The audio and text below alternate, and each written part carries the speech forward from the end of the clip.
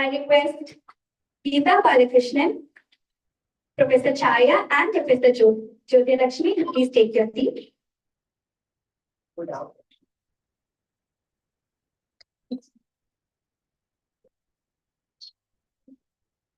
Geeta, you can stay.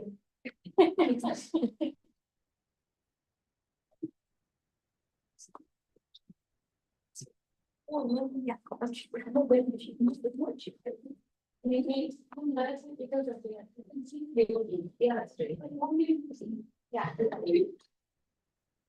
Yeah, so Chaya sir has seen my presentation a little bit wrong. Yeah, it's changed a lot since we met, I think just after the walk in 2022. I'd like to show you what's happened since then. And yeah, I'd like to thank this college for hosting us and hosting the session. Really happy to see this morning that I think this event has brought together faculty who have been met in a little while, who were students together in some college and so on, and completely after very long. So we are also hoping to build this as a network, and it's really nice if you continue to be in touch and exchange information as you go along, because I think the strength is in us sharing and going together. So I'm just going to take you through the reasons for us doing this. I think this is not really working. I know it is. I'm going to quickly take you through why we're doing this before we. That's okay. That's fine.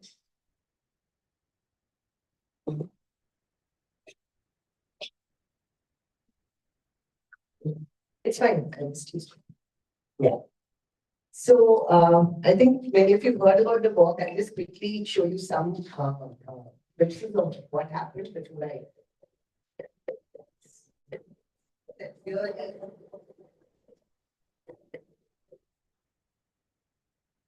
This was on the 6th day of the walk, and it still continues to give me goosebumps being at the community, learning from the community.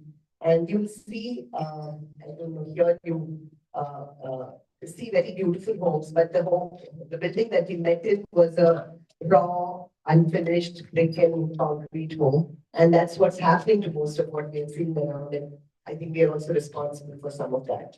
And that kind of brought us to this design responsibility campus that just put together, where we have 6 action areas that we are focusing on, and we'd like our a community to look at also. And I'll quickly take you through the different action areas as we go along.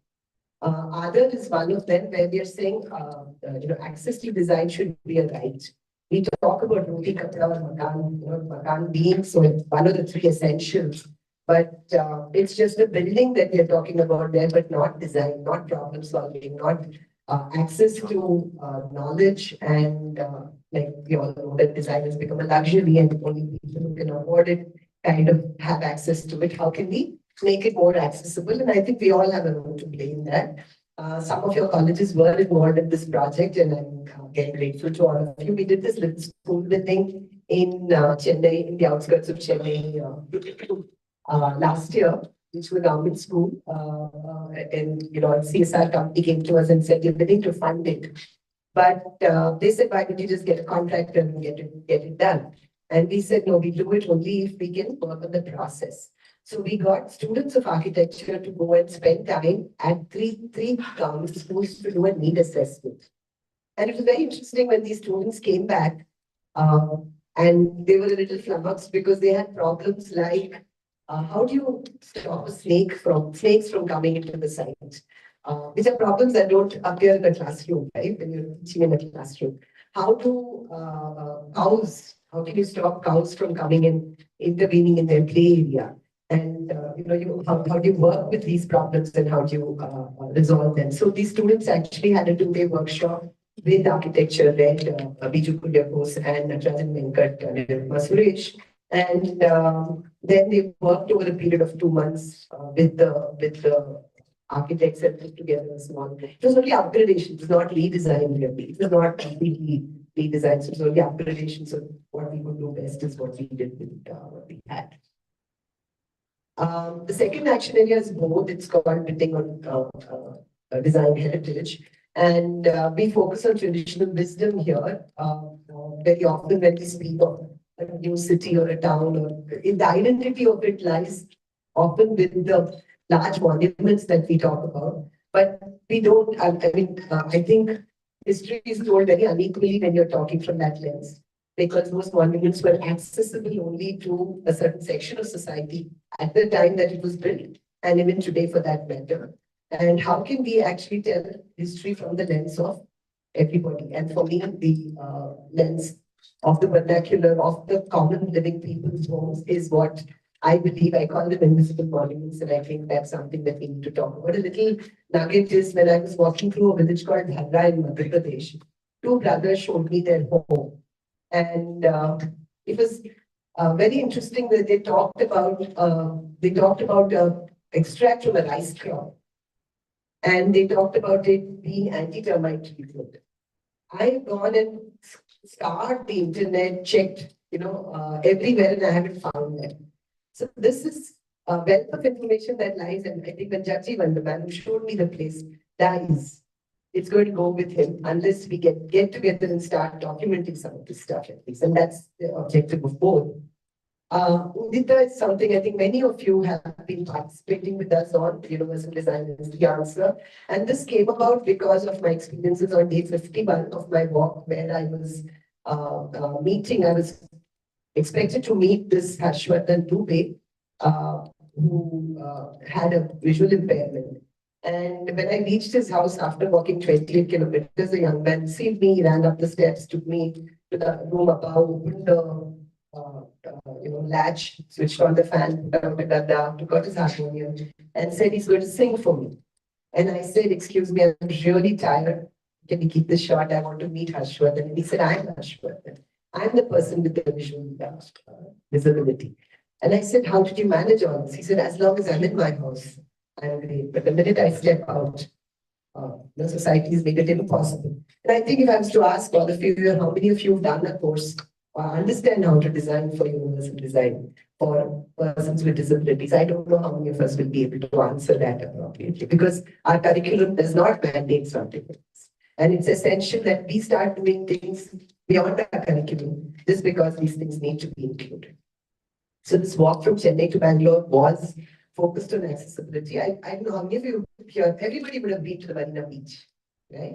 Now, this particular structure that you see is actually there on Marina Beach. It's called the Empowerment Corridor. I don't know how many of you have noticed it.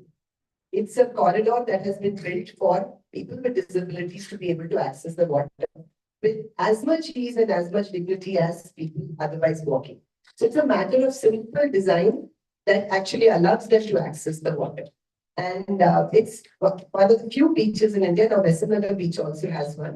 One of the few beaches that has a corridor like this. And this lady can take her child on the wheelchair every day for her therapy. And the boy in the red shirt behind is actually visually impaired.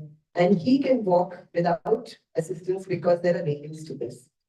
I think I was told when we walked at least that this was the only bridge or corridor on a beach which has railings in the world. So yeah, we simple thought, and that was it, right? And the government also pitched in and made this happen. We're doing various things with the different clubs where we're getting people to engage and understand this sector. This is a very interesting anecdote here that I'd like to share. This was when I walked in Gujarat from Singapore to Gandhinagar. And I don't know Gujarati. I met this young lady, actually both hearing and speech impaired. And I was able to converse with them because I knew sign language. When I flagged off the walk in Chennai, I took an oath that I will learn sign language by the end of 2024. And I actually took a course and learned it. So I was able to converse with them with ease, but I could not converse with the others who knew Gujarati and who could hear and speak because I didn't know Gujarati.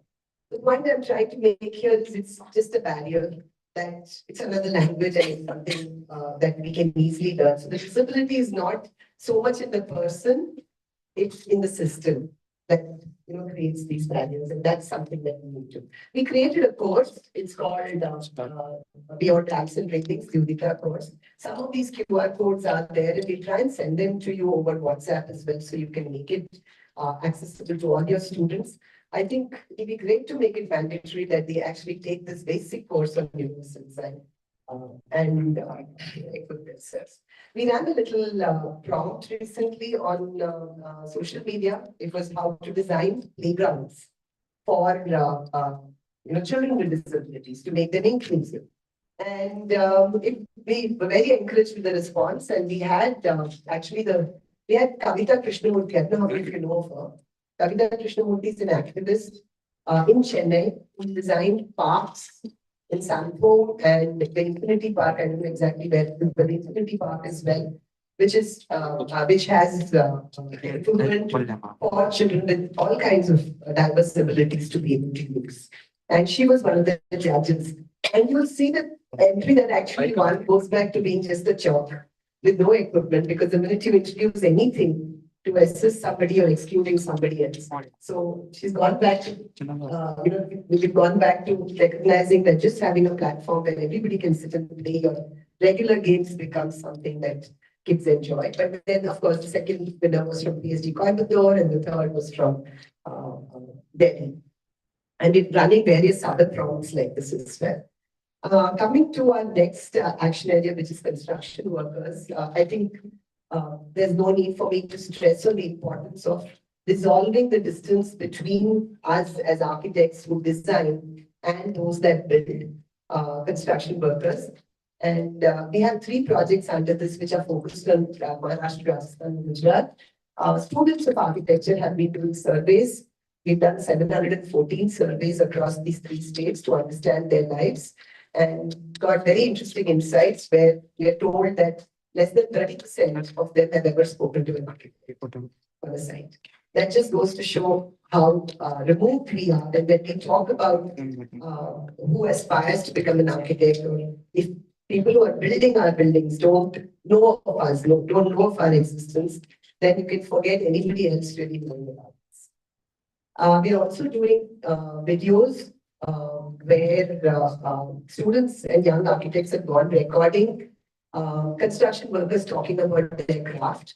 We'd like you to see if you can include them into your building construction classes. We have about 80 videos in total that will be released very soon. As of now, there are 37, and we're working on editing them. So this is also something that we will make accessible to all of you. There are colleges that have already included it in their building construction curriculum. And here we have conducted a whole lot of workshops. I think this data has not been updated yet, but a lot more than 16 workshops on financial literacy, on health, on design, drawing literacy, etc., for construction workers in the future.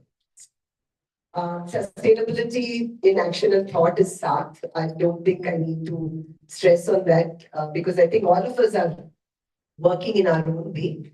But again, questioning ourselves on what really is that sustainability, and that is rooted in the context is something that we need to ask ourselves. There's a lot we're doing. We've been giving out grants for ministers to work on building prototypes, on experimenting, on understanding. So if there's any great idea that you'd like to come up with and put together as a proposal to us, we could consider supporting it as well. Swades is our next action area, which is called See Value in Design. Taking architecture and design to schools is what we do through this. As we speak, we've reached 75 schools where architecture students have been going to different educational institutions talking about design. And this is not only from the lens of career counseling, but I think it's important for students at that level to also know, because then they ask the right questions when they become adults. And we've reached about 70,000 students because of this movement. And we have still another 30 schools because we have a target of 100 schools to be reached. So if you students want to do this for us, please join in. We'll be happy to include you in this as well. We've had people from the Uti to this girl who's gone berserk, and she's been going to every school in Uti, it's one Nashik, Hyderabad, Chennai. And we had a beautiful workshop recently in Delhi, And we're planning another one in Coimbatore where we invite many of you to, planning another one in Bangalore where we invite many of you to join us, where this conference was not in a conference room. It was on the streets of Delhi. We identified 7 NGOs that took the delegates, and most of the delegates were colleges, students, and young professionals to understand that there is life beyond regular commercial architecture, and how also that commercial architecture need not be uh, separate from the social, how it needs to be integrated with the social. So we had sessions with interactions with waste, with inclusive cities, talks about safety, accessibility. We did two groups did accessibility audits. One did a walk of Shahjahanabad to review living heritage. Yeah, they also mapped settlement that was along the drain. So there were a lot of interesting activities which again students and youngsters do not get exposure to in the public school. Really, the city became our classroom, and these NGOs are doing some fabulous work that got exposed. That these delegates, we were 60, 70 of us, I think more actually over 2 days, 100 of us that got exposed to it. We have about 60 colleges that have signed MOUs with us. Some of you are here today. And we are working actively and intensely with these colleges to achieve various objectives. Under the project that we are, where Wingmatter is our CSR partner, we are working with educators, we are working with future professionals, which is students, looking at their career paths, looking at responsible design and how to mainstream it rather than look at it as an alternative, and how to amplify this whole impact. And we'd like all of you to help us with that. If you know of projects that are in this special space, please reach out to us. There is a form that we have you can fill up. We'd like to amplify this because we need to really tilt that narrative towards this. Right now, the narrative is market driven. And how can it be driven through what we believe is right? And today, here we are on the educators' insights, the faculty-led collaborative. So we started with the survey. We started with focus group discussions. Actually, we did 4 themes. And then we went on to do a survey. And there were many interesting insights that came up on this. And 57.4% of the faculty actually said that the practice realm was a little shaky as far as they were concerned. And that is why this session today with Neelkanth Chaya is so important. And we really hope, I know I've seen it before and I've seen his sessions and they're so animated that I think all of you are sitting quiet just now, but all of you will be dancing by the end of the 2 hours that he's going to be with you. We had Snehanshu and Anuragti speaking earlier. We'd like to share the QR codes with you because they're available on our website for you to watch even later. For faculty, we're doing spot fixes where we've chosen 2 all women colleges in one in Delhi and one in Pune. To also talk about women in this field, to understand how they curate their journeys and how, we are on the brink of Women's Day, but also to talk about what happens on site when there are no facilities or when there are social pressures, how to, and it's very easy to say, no, it's not part of our profession. But there is actually a very serious, deep link between the profession and the personal space when it comes to some of these things. And we're taking that forward, and we're doing a workshop in both these colleges. And we're also having a session on March 12th, where Madhuri Desai and Rosie Paul will be speaking on gender realities of everyday urban spaces. This is a virtual session where many of you usually sign in as a college. We'd be happy to see you. We are doing an Arcos Writers Collective. This is in Bangalore on 23rd and 24th. Looking for writers writing for non-architects. Usually they're trained to write for the space of architects, but how do you reach out to non-architects? You're getting ex-telegraph journalist and an ex-corporate communications person, a photographer, and how to write in the vernacular. These are things that we're going to address there. So there are 8 spots for outstation candidates where we can arrange for accommodation. This is not only for students, it's for faculty, it's for architects, anybody who wishes to be part of it. And yeah, we're doing a workshop like a relay race starting the after, which is on universal design. It's an elective for three colleges. The three experts are coming from outside Bangalore, and they will actually be hopping between colleges where we're running these electives for the three colleges. We're also running a student mentorship program that's in Odisha and something in Gulbarga on software and using software for sustainable design. And we're open to any of you coming to us and saying you have a problem that you'd like to fix and can we bring in an expert or curate something. We'd be happy to do that with you and for you. We'd like you, this is the showcase. So if there are any projects that you think fit into any of these areas that I've been talking about, please share them with us because that's how we're going to amplify and create a repository. We did a survey on professional readiness and career preparedness, and we're curating events for that. And yes, you will find us here. I think many of you already follow us.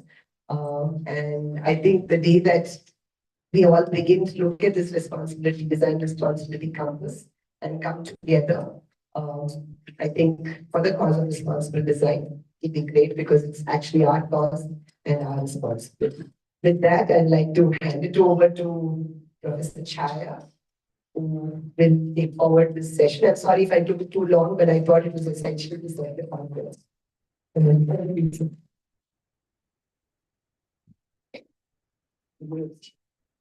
think there is the MC wants to say.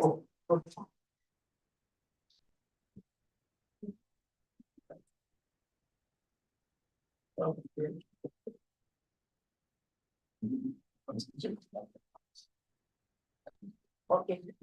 You guys want to have tea? You can take 5 minutes to break for tea, is what they're saying. There's tea outside.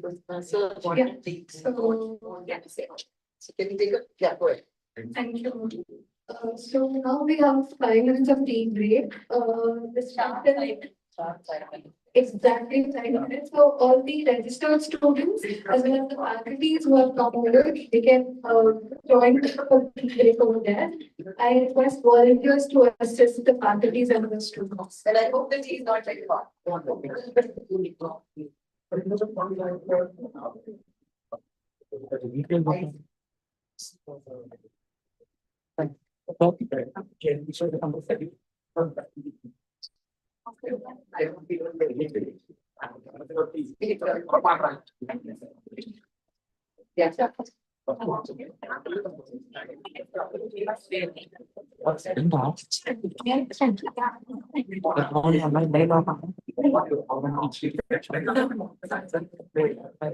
That's good news.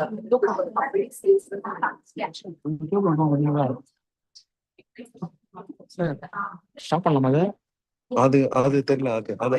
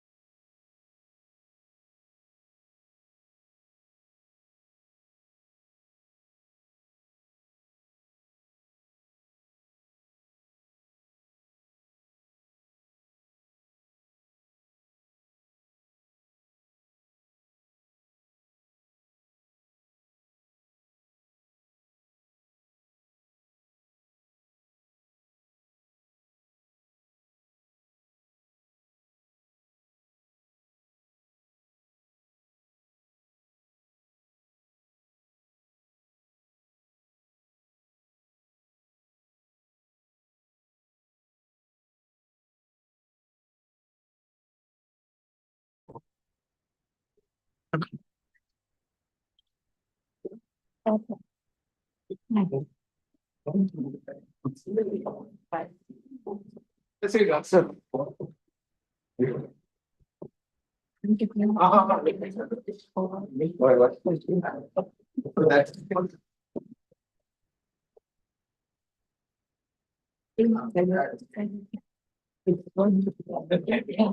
That's what I've been.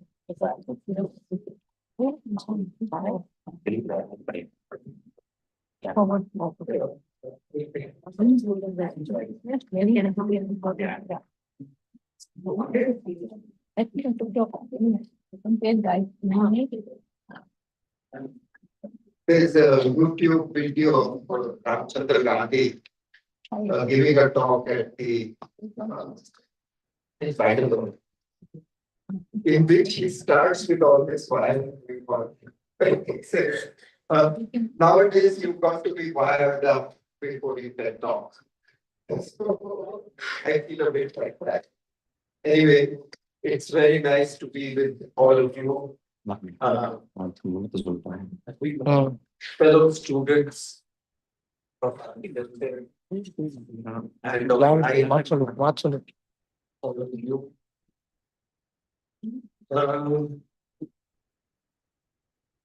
After Gita's detailed, not detailed, but a brief look at what they are doing. I think our cause is doing everything that I'm going to talk about, but in much more active manner. I'm going to talk about it, but they are actually doing it. But still, because all of us are, we are in a way in the business of knowledge. Nowadays, everything is a business. So we are in the business of knowledge. We are in the business of knowledge either as providers of knowledge or consumers of knowledge. And it's important that we get away from that way of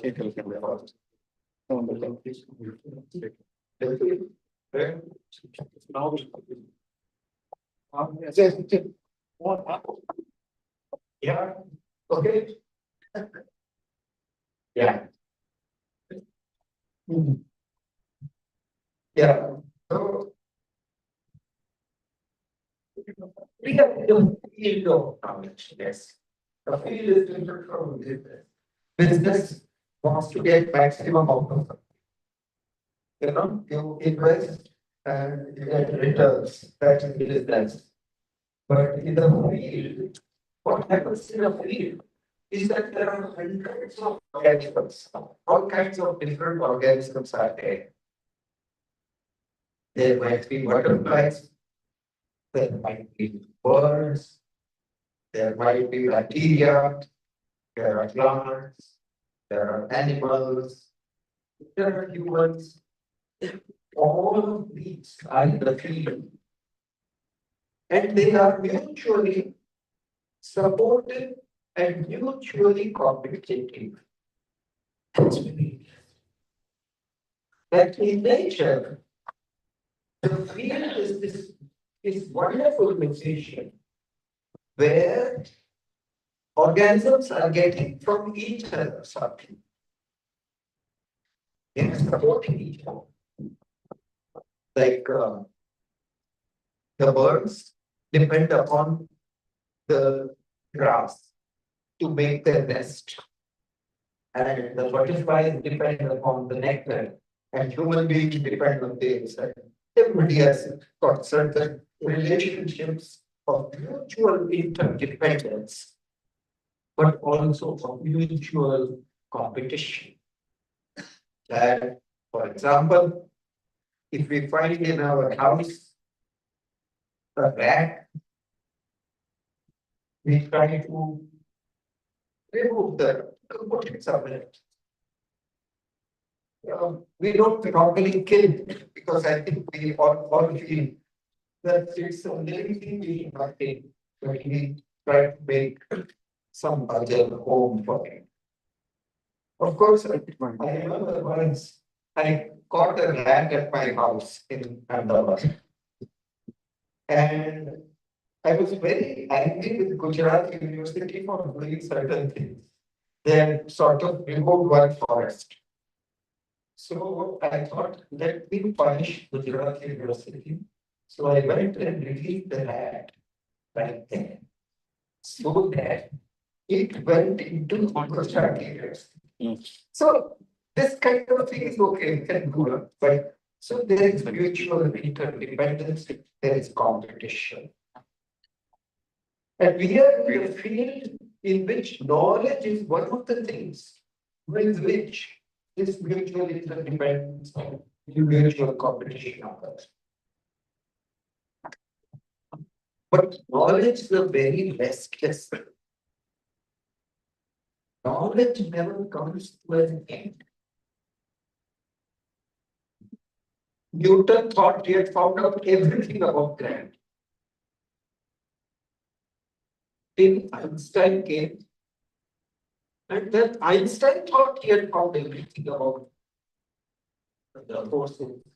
Then the Herringbone came, and it keeps changing or expanding. So knowledge is so in architecture, if we think that we have discovered everything that has to be discovered, and we now have a book in which the knowledge is put, and I can give that knowledge to you, and you will become an architect. Sorry. It will never happen because knowledge is restless. Knowledge is always breaking out of the boundaries that we set. Knowledge will not stay within the degree certificate that you get. In the end, it will say, hey, what you are holding a degree? Come, I'll show you how. Solve this with that. Yeah, COVID told us the same thing. No? All the doctors have got degrees. They've got MBBS, FRCS, everything. And then COVID came, all of them were what happened. So there is always something which is the next step of knowledge. And knowledge will never stay still. So a place of education, a place of learning, is a place of explosive happening. All the students are well behaved and are sitting there nicely. But inside, there is something going on. I remember when I was a student and there was a teacher, and I would be sitting very like I was one of the front bench people, so well behaved. But in my mind would be going, stupid fellow, you know. Huh? So the teacher is a kind of a temporary nomenclature that we give to someone who has had more years of learning. And we have had slightly more years of time. So let us put away the word teacher. I think the students will be very happy with this. And teachers also, some of us will be very from that terrible responsibility of seeing that it becomes a qualified architect. Or he doesn't become a person. What kind of following responsibility? So, none of us are teachers. None of us are, what is it? Students, we are. All of us. Because we want to learn. So let us talk about this restless knowledge falls into two categories. One is knowledge, which is sort of precipitated. You know what precipitation is, no? Chemistry, you must have said. Double decomposition, precipitation. So it becomes useful for next.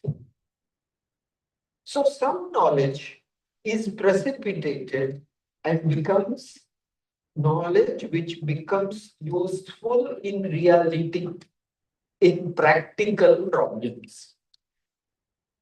So if I'm designing a staircase, then over the years, somebody came with this formula which said 2R plus T. You remember? 2R plus T is equal to 24 or something like that. I forgot. But so trend to riser to trend ratio is like this. This is something that has come down for maybe 300 years, maybe more. Yeah? Or yard. Before meter, there was yard. In Gujarati, we call it bar. I don't know in Tamil also there must be something. But it was measured like this. I don't know if you remember. When you bought a sari or a dhoti, it was measured from this to the end of this finger was 1 yard. So it came from the board. But once it came, it was standardized. So to a certain degree, that standardization is a useful knowledge till you need to do something more precise. So they came up with a meter, they put a rod of platinum in Paris at a certain temperature. And that is the meter. But then they found no, even that keeps on changing. So they now define it in terms of the speed of light. And that too may become too crude a measure. So, but there will be a need for some practical measures. So one of the things that you learn in the learning process are practical measures. Statistics are defined like this, resistance comes from there. Your RAM should be of so much slow to so much slow, etc. Yeah, those things we get. But there is another kind of knowledge, which is which happens when there is a challenge to the existing forms of knowledge. So, for example, climate change will happen. And there is going to be a challenge. We won't have enough water. So, what are we going to use about water in architecture? Because everything was designed as it, water is enough. Huh? Too much water is there in Calcutta. How much water? Too much. Huh? Right? Now you say every drop. Then you say, but in some places there will be too much. There will be too much. For both of them, our whole sense of response of settlements, response of buildings, response of verandas, response of everything will have to change because now our climate is going to change. And this challenge is asking for new forms of knowledge, which demand a certain imagination. Everybody thinks imagination is making sort of funny looking things, But imagination is something different. Imagination takes the ordinary, which is being challenged, and modifies it a little bit. For example, I'm told there was no such thing as Sabbath.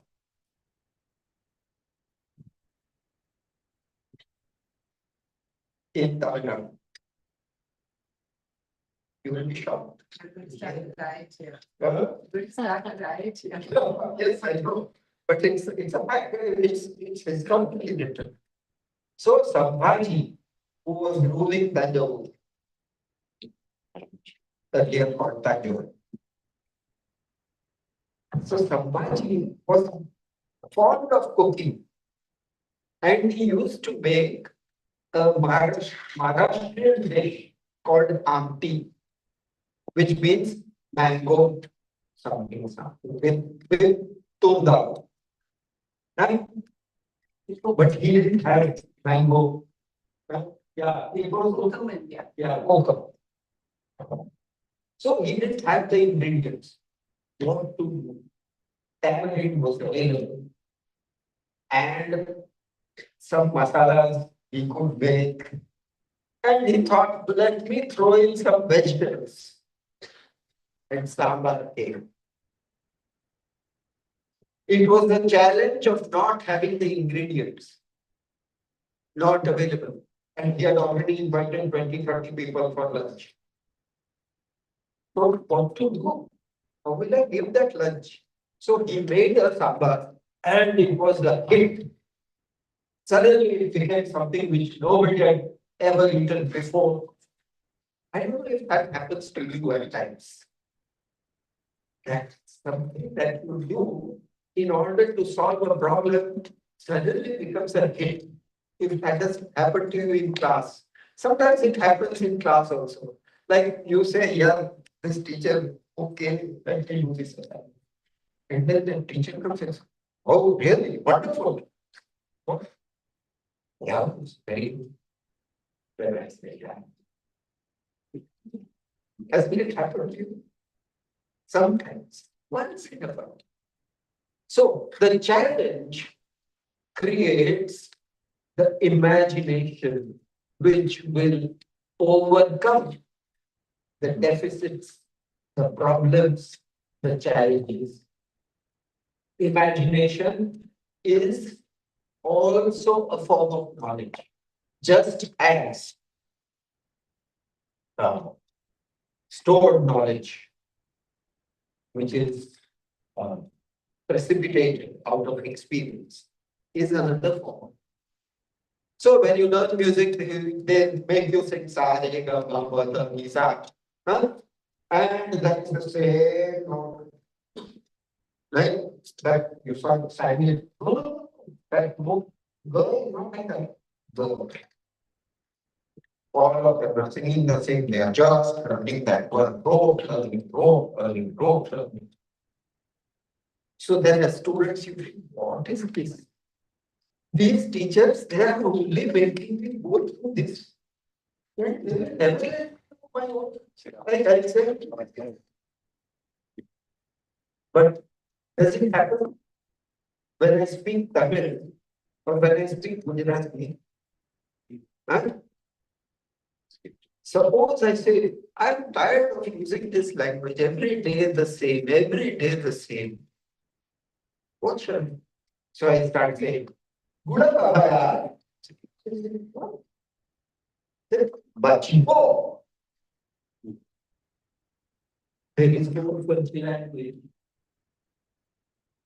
Even the youngest author continues to use that idiotically repetitive language that has been given to him or her by her culture.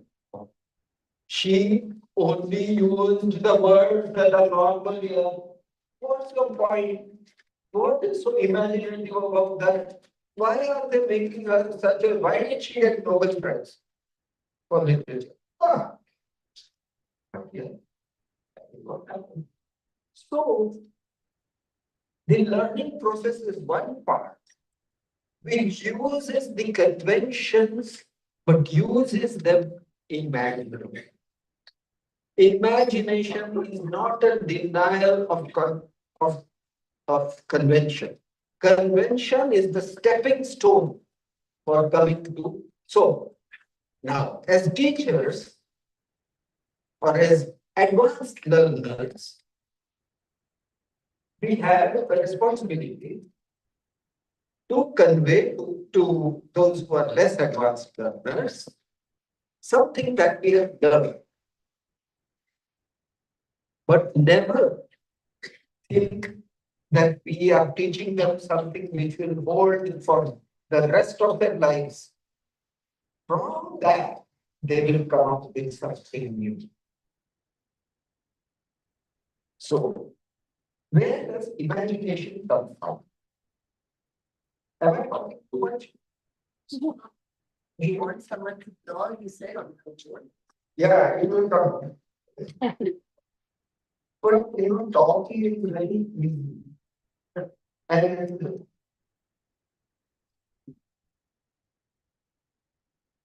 if you would implement, there's already one to be. One to be. Talk. No, this is fine. No, not that. That, I guess. I feel not that. I will think inside. So.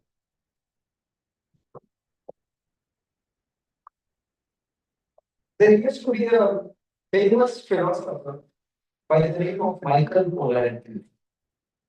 And he wrote a book. He wrote a silly book, but in two very famous books. One is called Personal Knowledge, and the other is called Tacit Knowledge. Amartya Sen has written the book in ways for Tacit Knowledge. It is published in India.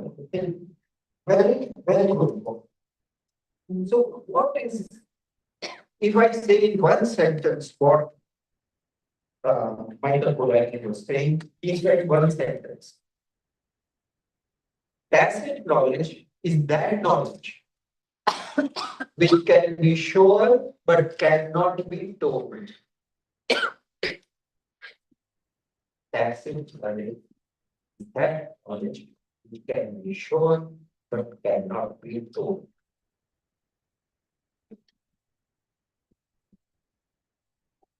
For example, I was talking to the students earlier, and if I have to make a temper, I have to temper some sabji or dal or sambar or something. Then the oil has to be at the right temperature, so we throw in the mustard and chili. If I get it wrong and I put it too early, then the mustard doesn't do anything. If it is too hot and I put it in, then mustard is burnt. Then I get that burnt smell.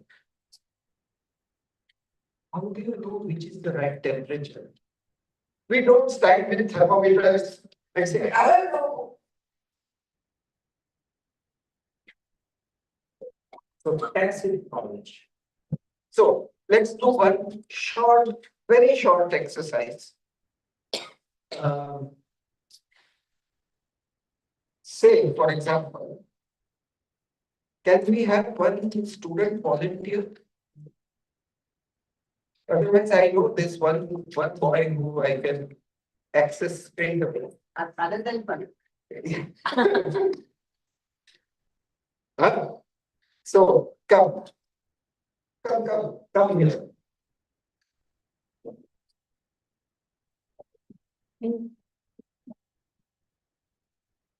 So assume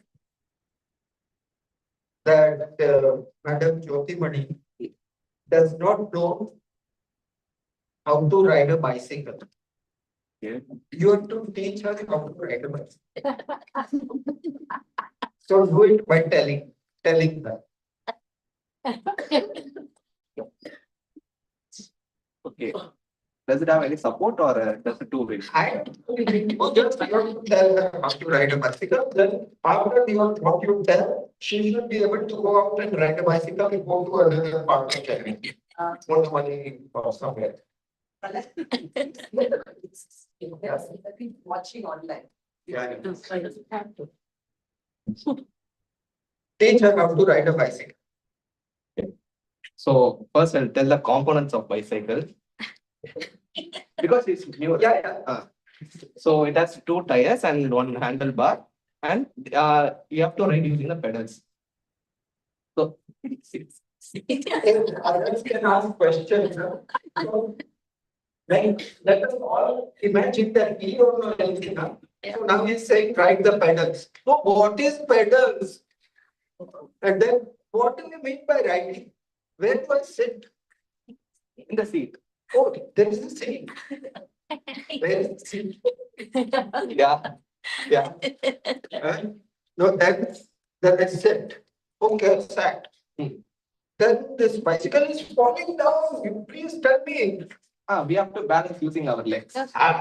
So I put one leg down here, one leg down, one leg down. Like this. This is the way you ride a bicycle. That we have to select according to our height, the bicycle. Yeah, but that means that I will never be able to move the pedals. I will only be good doing that. Is that what? Yeah, first we have to learn how to balance the bicycle. So how? Yeah, how That to is- even that's the climb main the cycle thing. if he's got a middle bar? I would, it will not be easy for me. How to even climb the cycle? I'm wearing a sari. Ah. Very difficult question. So, you know, take one example. Isn't there anything connected? Tacit knowledge How many? which cannot be stored but can be shown. He can take a bicycle, put his leg over, or take a lady's bicycle in case she's wearing a sari, then put his leg like this. Then he said, now look, when you start pedaling, it's going to fall.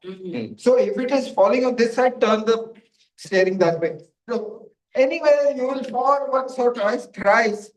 But I'll be there, don't worry. I'm holding. Huh? Yeah, I'm there to hold. So you are not telling, but you are showing. So that is what tacit knowledge. In architecture, how do you learn?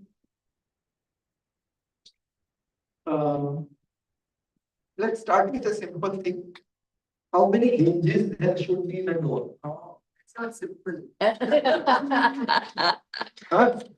Door is 1.8 meters high. How many inches? It's written in the books, no? You open ledger, I mean, what is it? Mathematical 3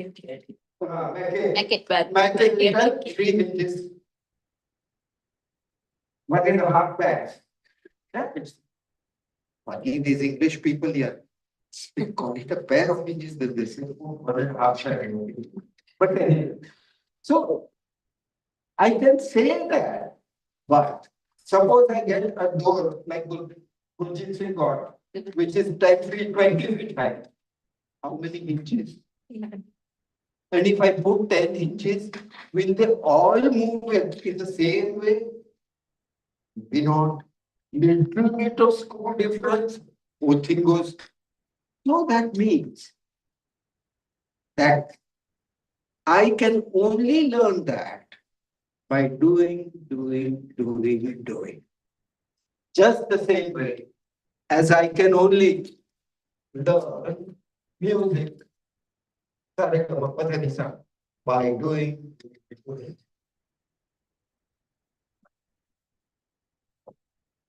I often do an exercise which maybe we should do now. So I'm going to start making a noise. And you add at the same rhythm. Or you can add more complicated rhythm. But it has to be rhythmic. Huh? Got it? So I start.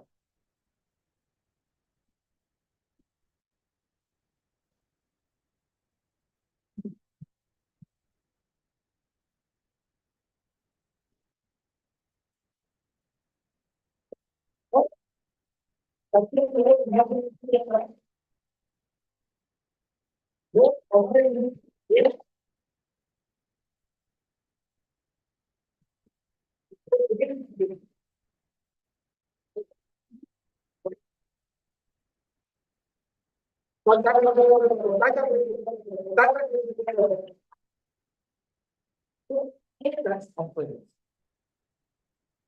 That is a tacit learning about the pace of the music and then tacit learning about multiples. Dividing two, dividing three, dividing to four, dividing to five. And the greatest Mridangam or tabla players can do 16 bits divided into 7. Huh? Tinta, right now. So that means that somewhere inside you, you've got what is it? Your blood flow is giving time. Your heartbeat is giving time. All those are working to give us the sense of time, the sense of rhythm. In the same way, our hand, our arm, all those are giving proportions. Suppose I don't know if you have done this exercise. Just take a scan of take a photograph of your friend and stretch this way or stretch that way. Have you done? You must have done. All you get is love doing it. Then that fellow looks utterly horrible. Too fat or too thin, something like that. So the proportion sense is there in this to that, this to that, this to that. So such things cannot be taught. However hard I try, I cannot teach. But you can become alert. So that's the next. The imagination arises out of alertness. Now, this talk was supposed to be on the relationship between theory and practice. Where is it going there? Huh? So theory is that knowledge which has been passed down, precipitated, conventional, available for developing further, will become new knowledge after some time and somebody has worked on it. But theory is not final. So if you have got, let's say I've got a PhD in space in Indian temple architecture. I could have, but I didn't get it. It doesn't matter. So suppose I have that PhD. And then I see suddenly one temple in Madhya Pradesh, which is completely different. Or if I see it in Kerala, somewhere. Well, I went to a temple in Pudukottai, which is a cave inside a hill. Yeah, you've seen that temple. In the rock, there is the Garbhagriha is inside the rock. What happened to all the theory about temple architecture? So then, theory is a useful guide and must be there in order to practically conduct our lives. But practice raises up challenges which will not only allow the operation of theory. Again and again, right? That you thought you had got it from. Well, school is that you've done so many school designs. What is there in a classroom? Okay, 0.7 square meters per student, 40 students. So you got 28 square meters. take 10% more. So let's make it 30 square meters, 30 square meter classroom, 30 square meter, do I want square or do I want rectangle? Nothing alone. Then all that I want my classroom. So what is there in a school design? Huh? Then somebody says, stop. Wait. These are students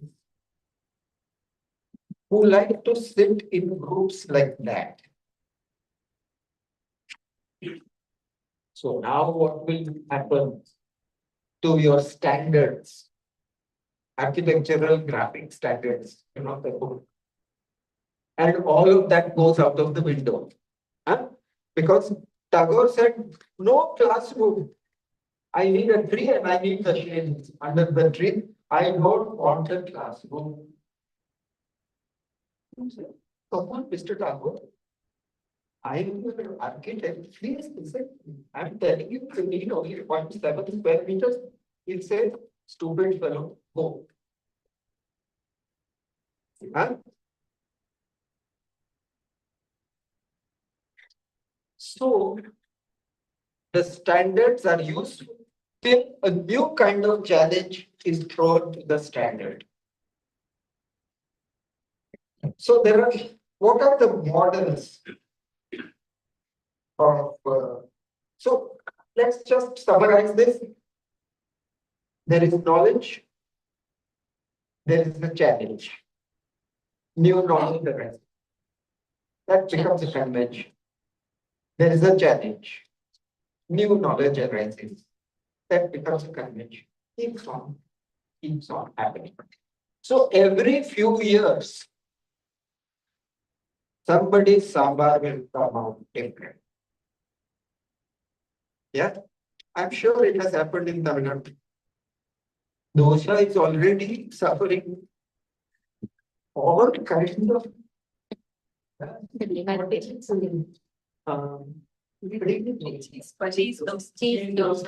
Bring those. I the other day I went for a this is spring those. What is spring those? It's the Chinese food inside the ocean. But then this all these challenges will come. And some will stay. Like some doshas, people will really adopt them. It will happen. Then some will, for 2 months, they will be fashionable. Then will be gone. Same with architecture. Suddenly, very, what is it? Minimalistic. So today you are seeing everywhere. Ekdam very quiet, nothing happening. When I go outside on the street and I look at that fellow selling vegetables and his lorry and how beautifully he has organized the brinjals and the green vegetables and red things and isn't not this? In India, if you go on the street, you will find 20 types of artists at work. And when we come to college, we are for modeling. That is street. Here, we are modernists. But then, should we then take up our tradition is being built with lot of carving and colors, and so let us make the department of dentistry have all of those things. Sorry, but Thank you for bringing it up. so Ganesh is doing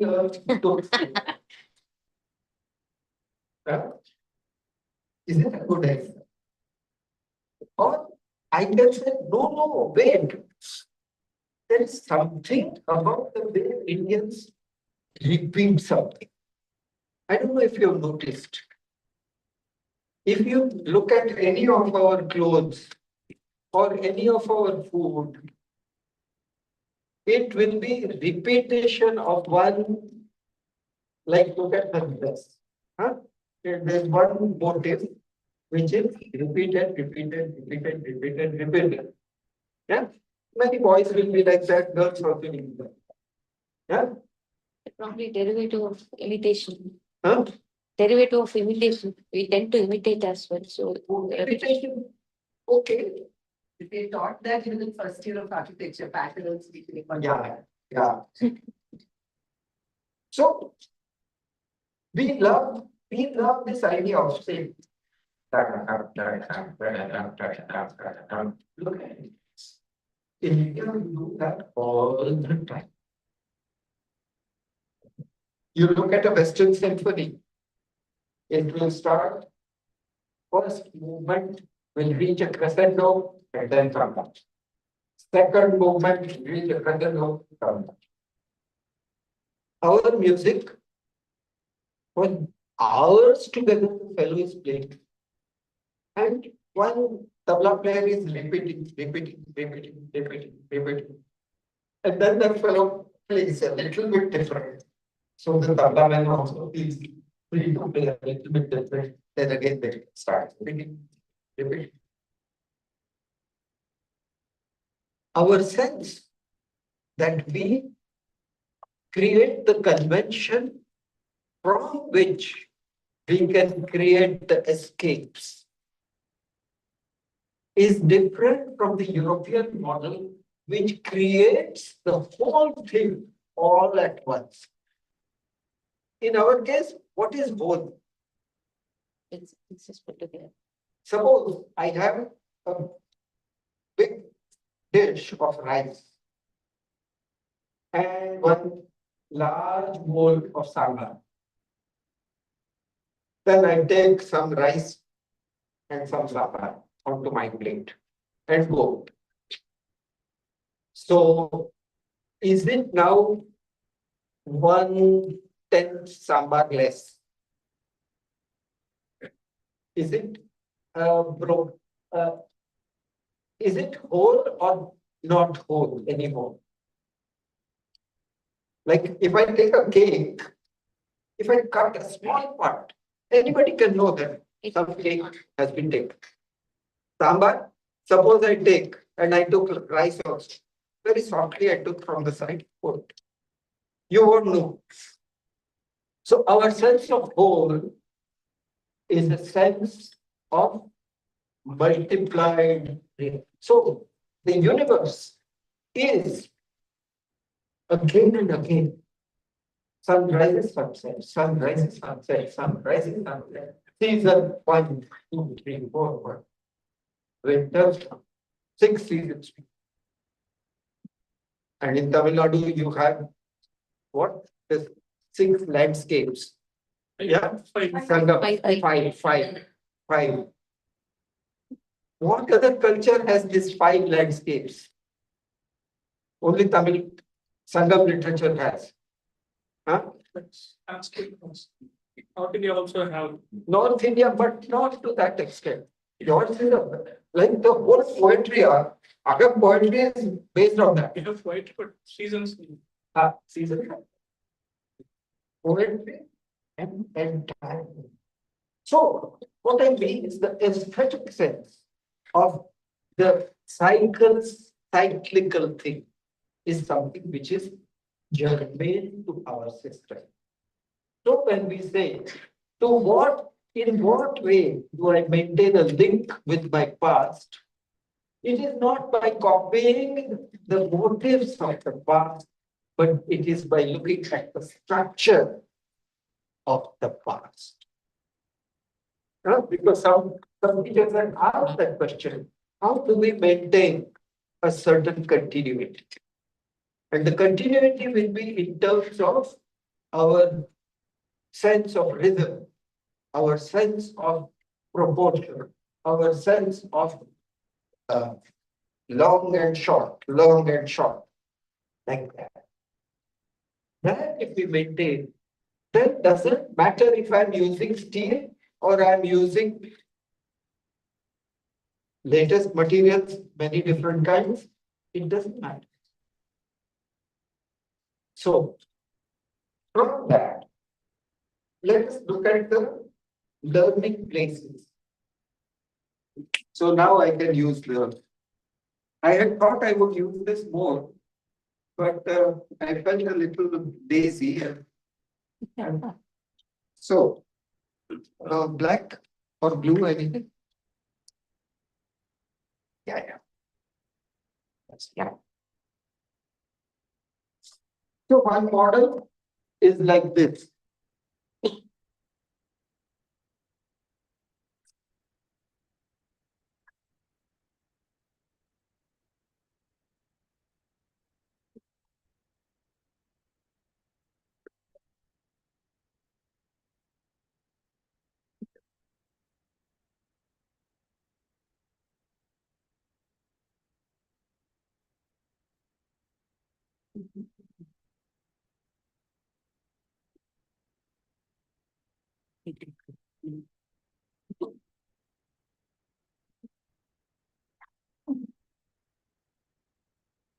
I hope you're getting bored. This has to be a boring thing.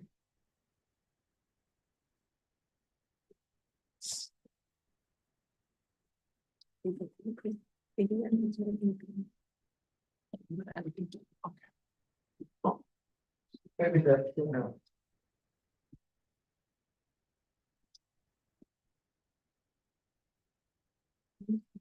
So one model is there is a person who contains all the knowledge.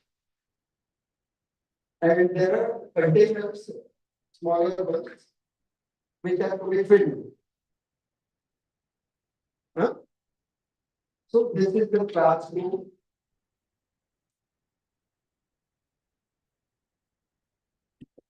Which I call the industrial model.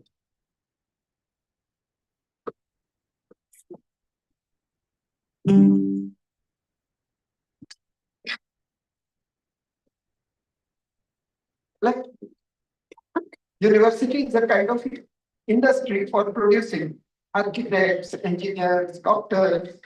So then you have industry ready. We are producing students, make the industry ready.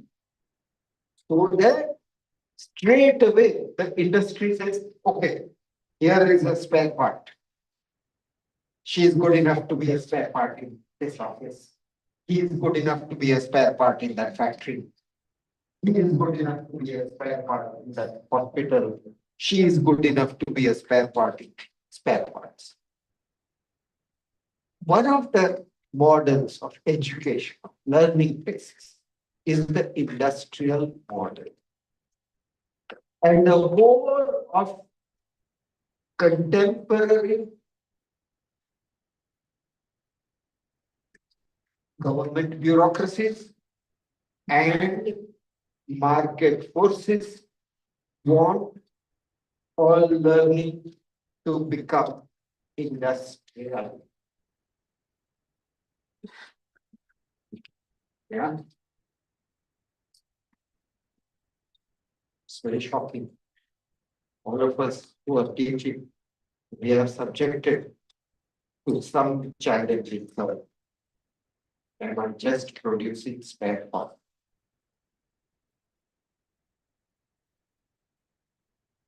Then the other model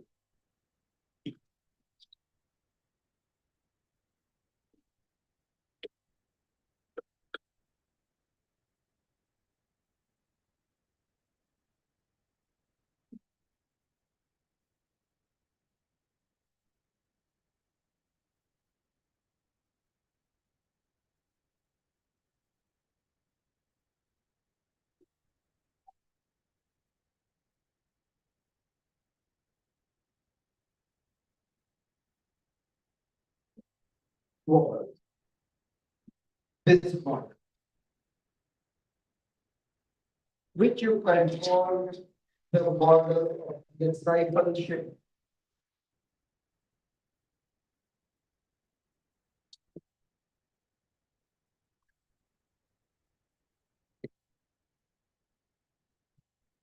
or in India we call it the Guru Shishya Parampara.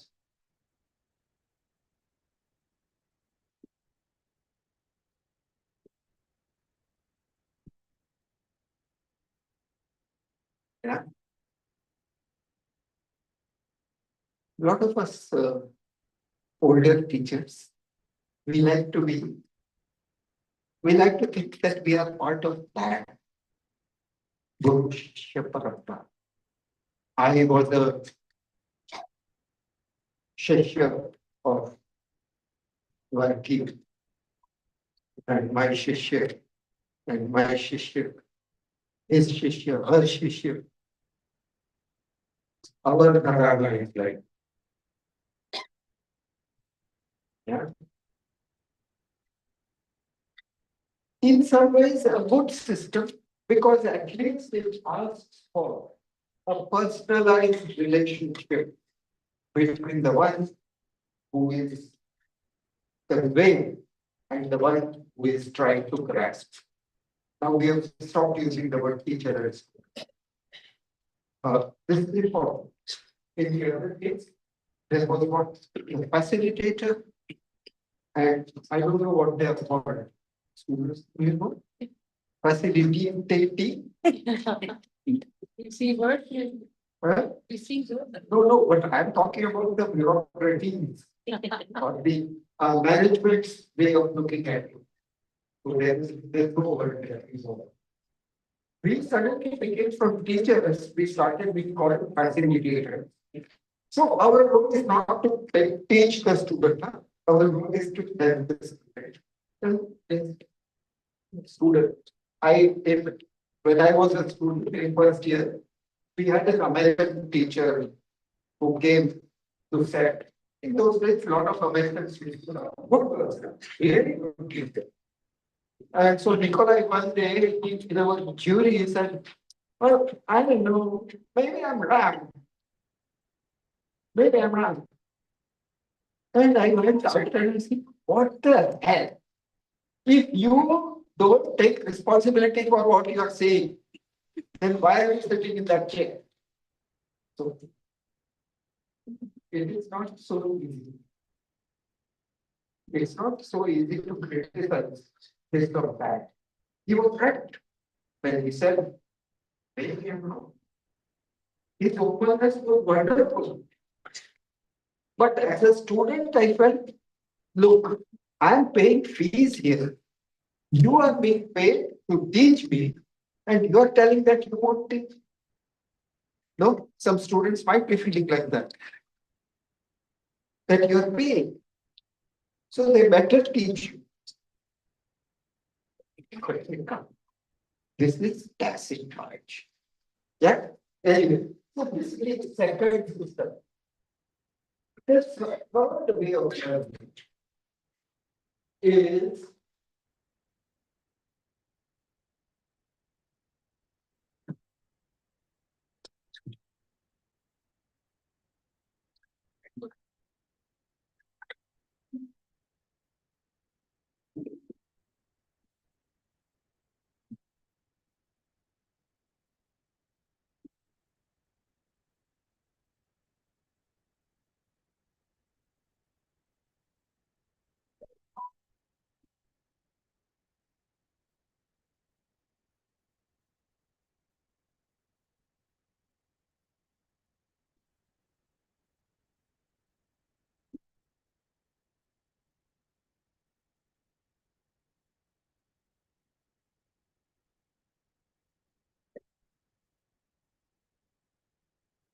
this is how it used to be in the bazaar. So Socrates would be sitting in one corner. His rival would be sitting in another corner. There was one guy who never took a bath, but he would come to the market and he would always used to sit in a bucket. I forgot the name of that Greek philosopher. Aristotle. No, Aristotle was the academic. He started the first academy. But this was another philosopher Orange fellow, dirty, many characters. He's sitting there, if I thought somebody is sitting there, somebody else is sitting there, third fellow, fourth fellow. They are each talking to some people who are gathered. Some people go from here to there and say, hey, Socrates is telling like this, do you think what do you say? And then some of them go there. So the marketplace of ideas and knowledge. Today, with the internet, that marketplace can become really wonderful. But there is a systematic attempt to capture. So influencers come, then false news people come. But otherwise, the time of internet is a wonderful kind of flow of knowledge in all directions. Argument against that. Which means that the responsibility of both the dark blue circle, that is me and you, and the light blue circles, that is them. The responsibility on both sides increases. We become sort of participants in the explosion of knowledge. And we become participants in such an explosion of knowledge that there have to be more responsibility. That what I say to Maninder will make a difference to his students. And what Maninder says to me or to you or to her will make a difference to his school. And in turn, it will make a difference to the university. Like what we are, just now he was telling me that from that door, students from other departments come in, where they were doing that draping and in the design department, they come in. And they come, they look, and they go back to their department. And maybe one of them has got a little bit of courage to ask their faculty. They are making things, can't we make? Or they are trying all kinds of things, can't we do? And then the knowledge will change. So the knowledge which will move horizontally now. Knowledge is to move vertically. Knowledge will move diagonally, horizontally, anywhere and everywhere. Which means that theories and practice will both become dynamically interactive. I cannot sit in an architect's office and do everything and say, I don't care, those quality people, they are just. I don't want this. And I can't sit in a college and say, look, they are just trying to make money. Forget it, they don't care about knowledge. They are spoiling everything. This kind of thing will have to change. What will change it will be?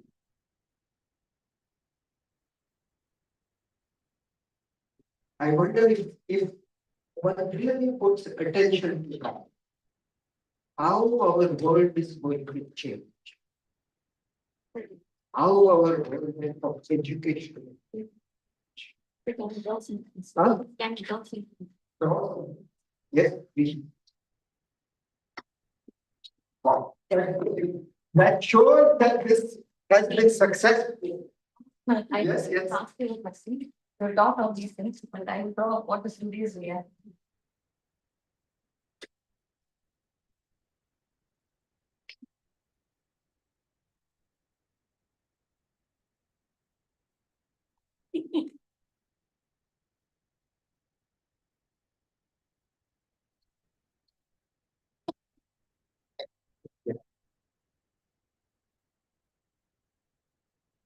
Yeah, Love points. yes.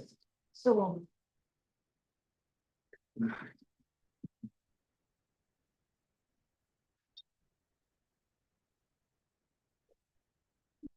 office, admin, Yes, yes. for this, Yes. and all these. The students will cling to the walls because of platforms. Mm. So this is the scenario today that is happening inside the class. And I mean, probably when we were students, when I was in the internet came, I actually exchanged tokens for internet. Mm. So we were able to listen to long hours. We were able to listen to long hours. We were into books. We were into everything. But today's point of time, there is a teacher, who is an advanced learner. But there is a student who has got exposure to all the influencers, architects who are not architects teaching over the internet. And whether it is facts or whether it is not facts, they get succumbed to all information. So what will be the position of these advanced learners for to tackle this situation? Yes. Thank you. No, that is very good. Give it to ma'am. Give it to. Let us first look at the fate of all these before we look at the advanced learners. The beginner learners. Why did they go? Why did that screen become so important?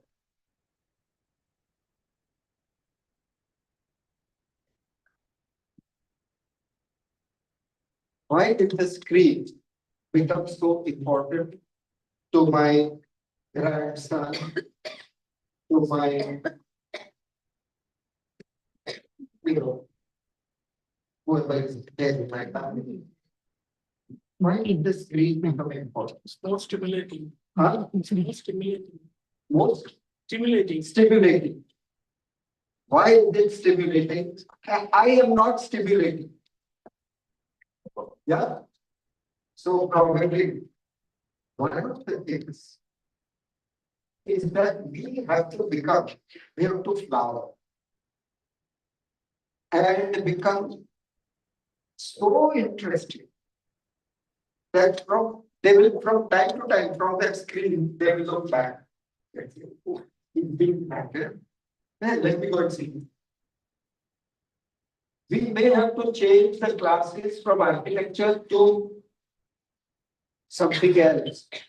Suppose I see only movies in my class.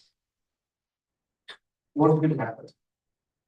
Suppose I said that I'm going to use the movies to look at cities. I'm to teach urban design. And I will only work with movies. Or just now we were looking at the draping class that was going on. And I said, have you seen on on YouTube, there is a website called Food Chutney. Have you seen Food Chutney? Food Chutney, yes. Yeah, that Food Chutney is a Tamil concept, but now they are doing English. And there is a South India one.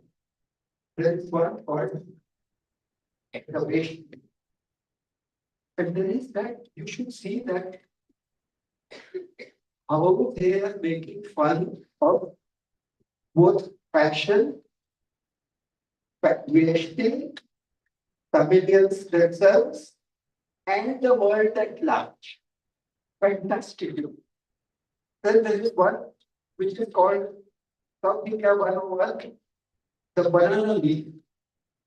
And there is a very famous Kannada actor in that. There is a Kannada actor who is with that beard. I don't know if you've ever seen. I forgot the name of that actor. Yeah. All right. Sorry. Yeah.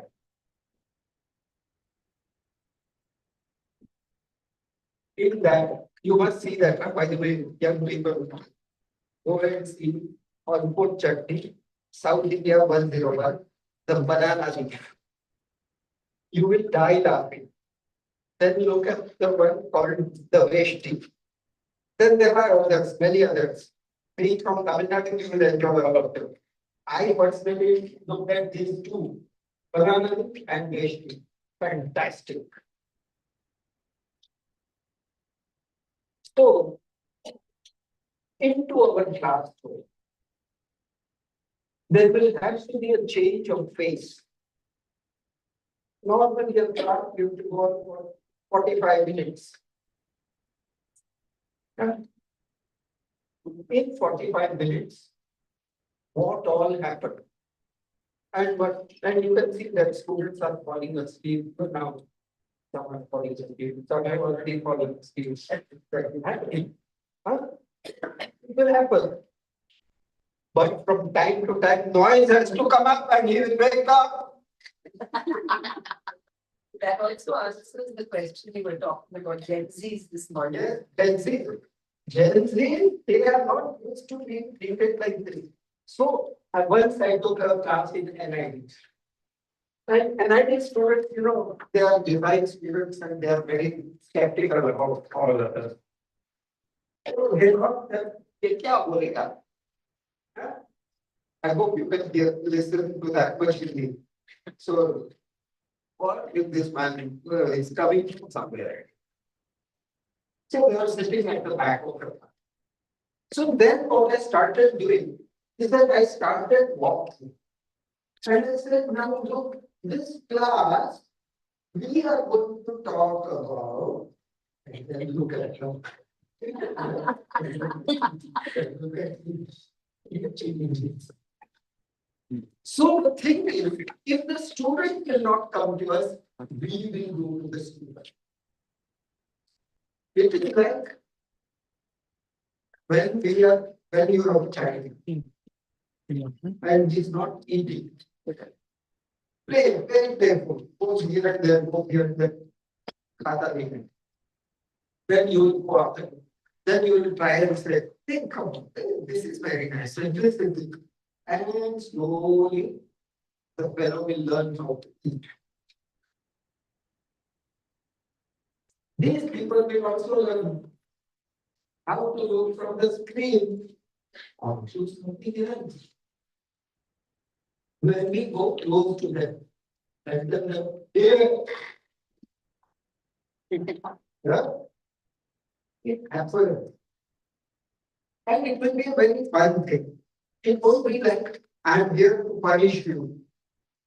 It will be like, listen, you think I was not your age sometime?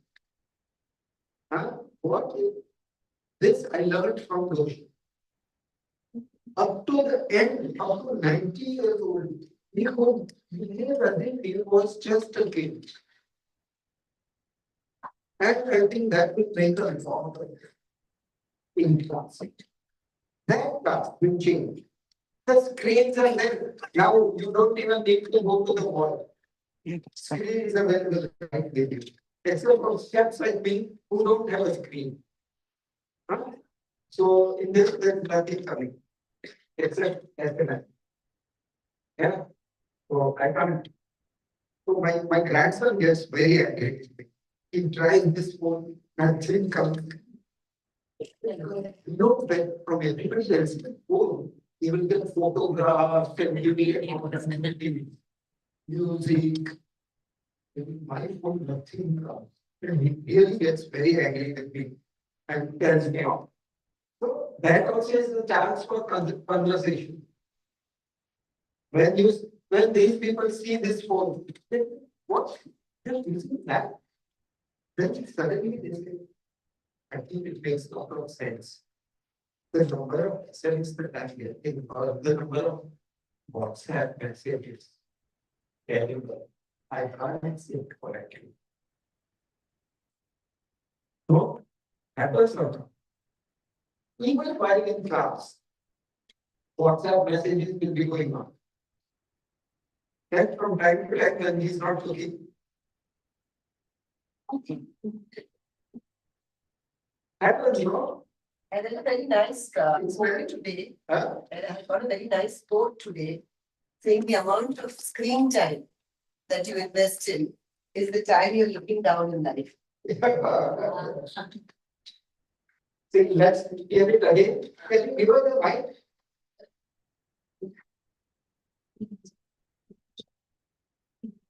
Although I'm doing that just now also, but the amount of time, screen time that you invest in life is the time you spend looking down.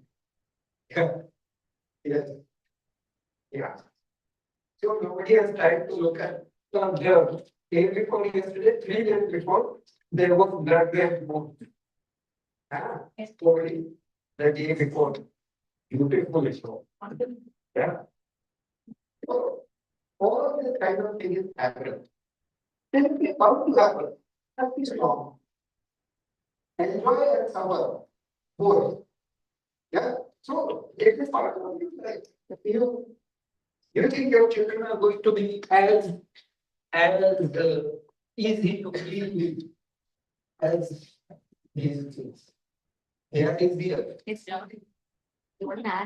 One Gen Beta has come up this year. Yeah. Yeah. So now, maybe I could take some questions, like this one was wonderful. And any other comments, questions from anyone. And really open to it. So what about the third model, like interactions? Is this about interaction? No, You talked about the third one. Yes. The interaction between six and zigzag and up and down vertical. So how we can, this is all kind of organized. Yeah. And this is, it's not kind of organized, but there's a lot of information out there scattered, need to be collected, organized and used. So how we can do this? so this, we will have to use all three models. Say about 1/4 of the time, we will have to use that. Maybe about one little more than 1/4 will have to be this model. And slightly less than 50% of the time will be there. Because there is so much that is being discussed, which is being thought about. And just as there are bad websites, there are also good websites. Huh? There are not only, doesn't matter if it is not an analyst. There might still be some good things that person. So then, I don't think it is wrong if our younger people start looking and bring those things to the class. And say, hey, so I think one thing we will have to do is that we will have to do the curriculum. Because somebody is sitting in some department somewhere and writing curriculum. Like I know in Anna Imperial's based curriculums. Like something.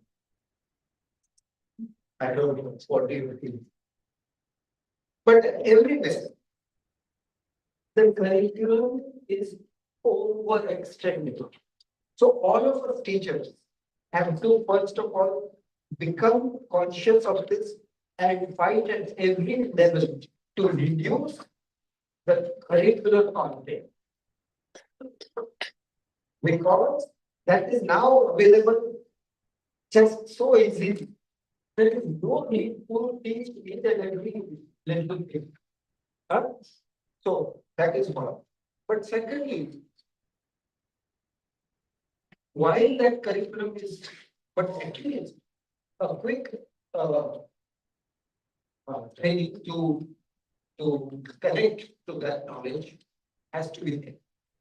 So that's why I said about 20% of our time or 25% can be at private class. Then the other learning is that tacit knowledge, which when the student is working, I'm there and I am also learning about the course. I am learning about structure. I am learning about so I am like that's it. A challenging thing.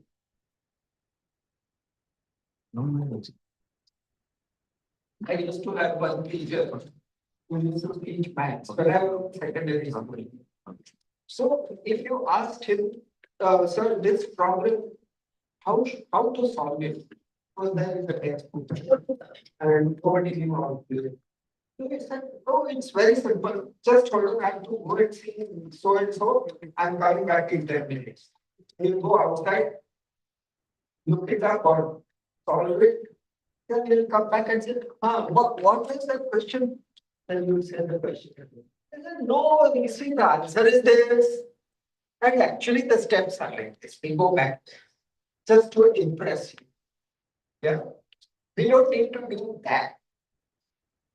But we need to create that forum where we say, okay, let's sit down together. Can we, as far as I remember, the group proposal, 1:2, that's this, 1:1, that's this. Let's draw it, let's draw it, let's see. Huh? So my teacher Varki used to say, look, if you don't know anything about proportion, use squares. Because there is always no proportion right. So, but something like that will happen in that 25-30%. And in this 50%, there will be assignments where we will put the assignment in such a way that the subject matter which is being worked with will be attacked. Then they will go. In fact, this thing was started when I was in fourth year. I'm talking now that about 1973. Huh? In 73, Professor C.V. Shah was my teacher. He started, otherwise he was known as a very strict teacher of building construction. And he would make us draw. Suddenly, that year he said, no, it's not the way. He said, I'll give you the topic. All of you prepare the thing in groups of 3. You prepare it, bring it in class, we will discuss it. And the whole thing was, it became our responsibility to put that knowledge across. And we really realized how this is a wonderful thing and how difficult it is that that teacher is doing. So all these kids, they, calling you kids, I'm not allowed to say that nowadays. It is not permitted. In fact, you're not allowed to call them kids at all. They are fully adult. So anyway. Right. Yeah, so we'll have to allocate our time into this kind of battle. Giving assignments which help them attack the problem to the challenge. I have a question. Although I'm not a teacher. They're talking about we're talking about practice and theory. You've spoken a lot, and I think it's a lot about the theory of doing things practically, but the practice of doing it practically also would be nice, because I think some examples on how this can actually be done in class. How can you make the difficult, because many of us have set ways in which how we do things. How do you break out and do something suddenly very different and introduce new things? So I feel that the imagination of the person who is running the studio or person is really important. So for example, I will give you 2 or 3 examples. Years ago, Doshi ran one first year studio. He said, oh, I want to teach first year. So, okay, he was called. And he and several other people who also. So she was assisting him. And they, here the first year, Doshi gave a project. Design a house for yourself and your wild pet. What is a wild pet? If suppose I have a lion as a pet, or I have a cobra as a pet, or I have a bear as a pet. So I cannot be near that and if that thing will eat me if I uh, that problem is students really enjoy because this is like design a house so will get anything. But design a house for yourself and your wild pet. And it was the hilarious studio. To the extent that one student, he had taken a lion and himself. He also himself looked a bit like a lion. So anyway, it was there. I had to this very sort of teacher quality. He asked him, um, is it an African lion or is it an Indian lion? So this boy just stood there and said, Madam, how will the lion know whether he is in African or Indian? Lion is lion. And the thing I had to accept, shut up, you are the wrong question. That is one. Some years ago, I ran one studio at Ganga Ride. In that, I made an imaginary island. Actually, it was a map of Madagascar, but I didn't tell them that it is Madagascar. So in that imaginary island, there was a string of mountains like that. On one side, the sea, on the second side, the sea. Water going down this way very fast, water going down this way. Or no, very fast, this side, very slowly. It's like Western Ghats. Western Ghats are like that. And then there were 5 towers. So we gave names. So there was one tower called Mogi, another tower was something. Anyway, some strange names to the island and to the towns. Then we said, these are few people who are in the forest, they are animal hunters and all that. They settled down. So 4, 5, 10 families are settling down. Then we said, no, town is growing. Then town is growing. Then town is growing. So within 3 weeks, it had become a huge town. Some 2000 years had gone. Then we said, now you select one institution of man. You can't talk about the institutions of man. And design one institution of man. So it is the institution of learning, it is the institution of something, it is the institution of well-being, etc. Each student will come. And then they started designing. And in that I said, you are not to design anything. You have to collect plans of old buildings, cut them, and by using the collage of those, you are going to make it. So it was very easy for them. Straight away they started doing cut.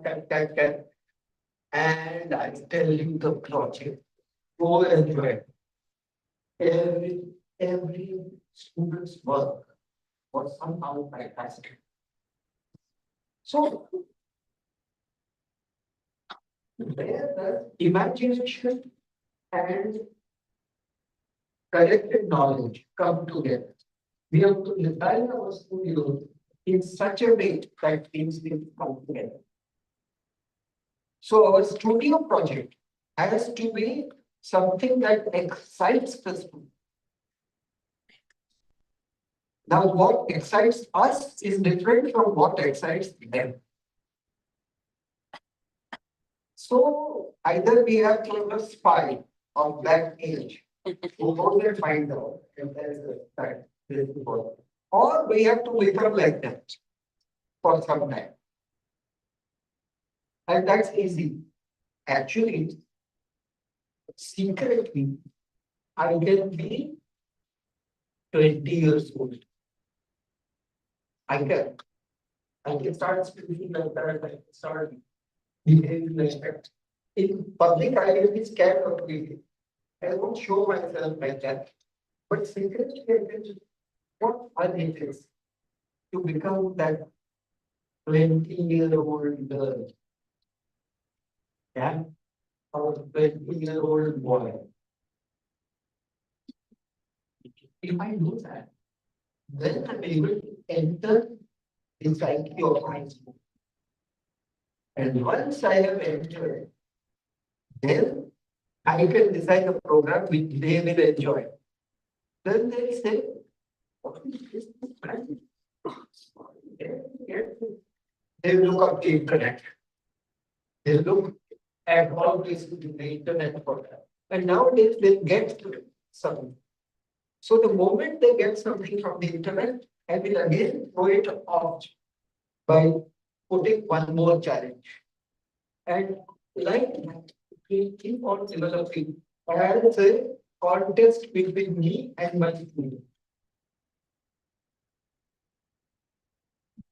No,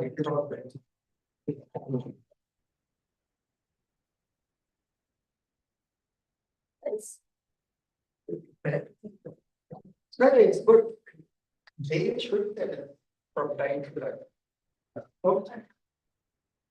Otherwise, these old people will keep on speaking years. They never get tired of talking. They only get tired of walking. So the students also can enter. Yeah, actually asking some question. Yes. You are, no, you are saying like this. Students can also enter into find of. Yeah, yeah. Students can definitely, but they do. They don't tell. But in their free time, they talk as if so and so teacher. You know, whoever is the teacher who is hated the most, they will talk like that person. I cannot promise it. Yeah. So how do you see this artificial intelligence into in our pedagogy as well as from the learning side of the students? You're not sure whether you're really learning the things.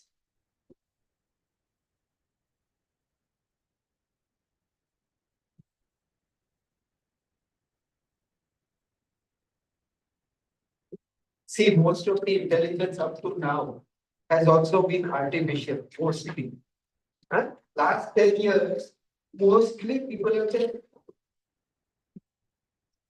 Why? Because initially when you began, you said that imagination is also part of time. yeah, And to some extent, artificial intelligence is really killing the imagination part of especially design and analysis. but suppose one imagines that intelligence for a humanity is now centered in two sectors. In my brain, there is something to that machine. It sends something to my brain. It sends something to the machine. Together, with their people, I'm just asking a question. That maybe we are at that point in time when the idea that it is my imagination will have to go. And it will be like in this room, there is a ghost. So many telephones, yeah, which are speaking. So many minds which are thinking. And out of that, suppose we suddenly start saying, now let us, each one of us makes a certain sound. Huh? Do you agree with that? Because, like I said, "Papa." You also do some other stuff. It's okay. All younger people will be easier. They'll feel less shy about it. The older people will feel very shy. Can we do that? Just a really Yeah. So.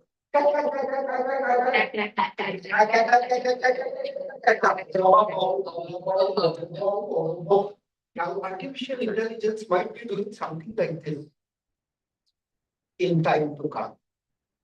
And I'm looking at really young children who are able to get into this really fast. If you've seen a 2 or 3-year-old guy, and how they are able to get into it. And they sit there and they are lost in that world where they are seeing some monsters and things, and with nothing, with some speck of paper. So artificial intelligence, we should not be afraid of it, nor should we start saying, wow, now this is fantastic, it saves time. If it saves time, don't use it. As long as it can waste time, use it. Don't you tell you this, right?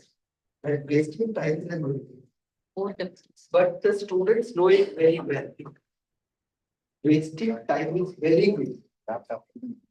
Don't you agree? Huh? Yes.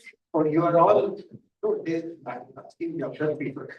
They all think, oh, I can agree in front of all teachers that wasting time is good. So they are all sitting here. Until you look at me and say, no, wasting time is good or bad? So, okay, let me put it slightly. Slow is better or fast? So, Slow is better. Why? so fast, it's like everything is running. But if I'm playing tennis, then the faster I can send back the ball, the better it is, no? So the teacher sent me one volley and I took the ball. Teacher said, "Oh, good."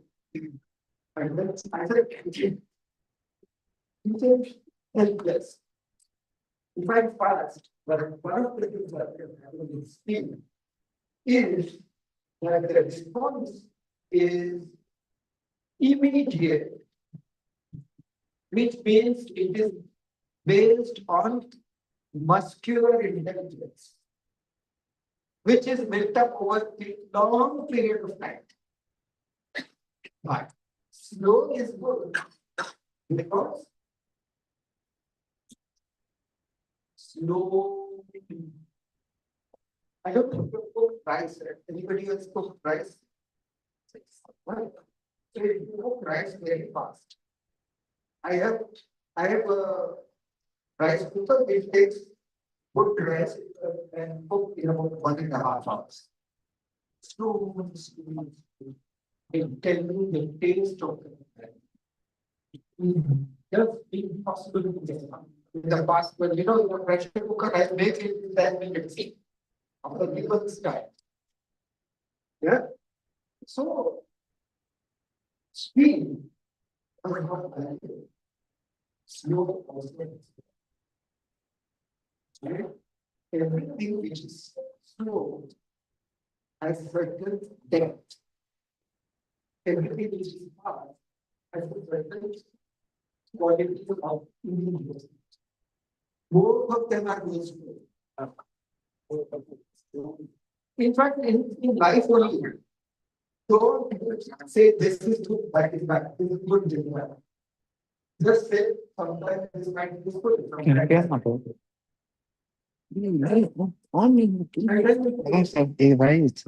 So as teachers also. The full open பண்ணி And what you will give some assignment, it will be so boring. Then they will not I think and in the early days, needs to teach. So the first நெட்ல டேய் அப்படியே புடிங்கிட்டான் சரி சரி போடவே இல்லை charger Exactly. இவ்வளோ subject charger அவங்க புடிங்க விட்டுனாங்க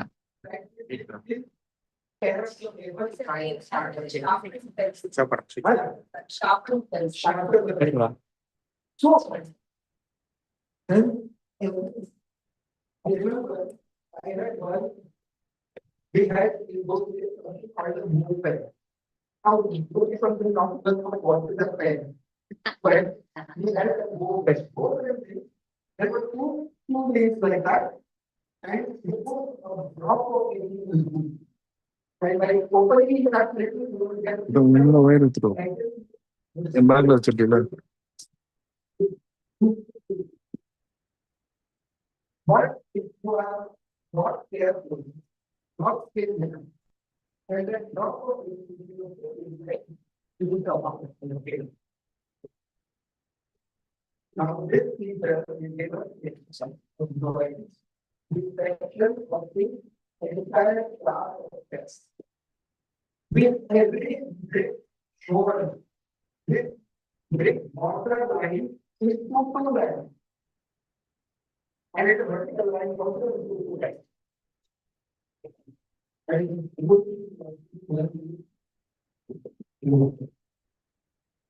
And it comes to be done on card paper because it is a way of placing you cannot with a blade.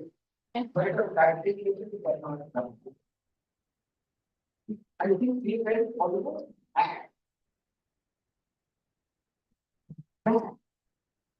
And then I had done this work ready.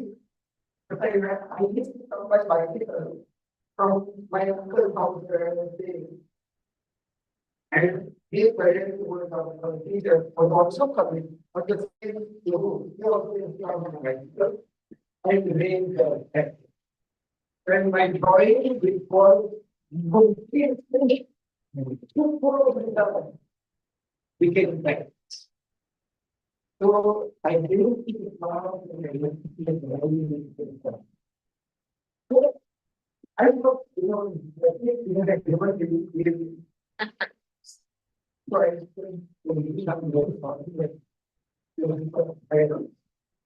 I thought maybe if you are walking for it, and if the that's stop. So teachers will do that. They're supposed to do. That's supposed to make you do and do and do and do and do and do and do and do and do. If you are right? Right. Because of that, you made that muscle memory. It is there and now I can go and do anything without thinking at all. I don't need to think. I never think. So some things I have to learn like that. Other things maybe the same big problem. You're right. You're right. You know, how things should be done. But and I believe that so we will operate that we will do that.